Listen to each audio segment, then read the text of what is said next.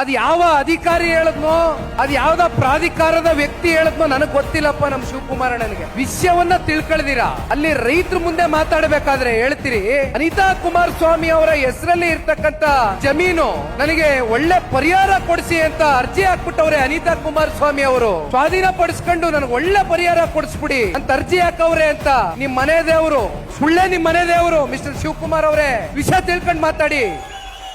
ಹೋಗ್ಬಿಟ್ಟು ನಮ್ ಜಿಲ್ಲೆ ರೈತರ ಮುಂದೆ ತಾಲೂಕಿನ ರೈತರ ಮುಂದೆ ಈ ರೀತಿ ಅಪಪ್ರಚಾರ ಮಾಡಿದ್ರೆ ನಾವೆಲ್ಲ ಕೈ ಕಟ್ಟೆ ಸುಮ್ನೆ ಕೂತ್ಕೊಂತೀವಿ ಅನ್ಕೊಂಡಿದ್ದೀರಾ? ಶಿವಕುಮಾರ್ ಅವರೇ ನೀವ್ ಹೇಳ್ದಂಗೆ ಇವತ್ತು ವೇದಿಕೆ ಮೇಲೆ ನಿಮ್ಗೊಂದು ಸವಾಲನ್ನ ಹಾಕ್ತೇನೆ.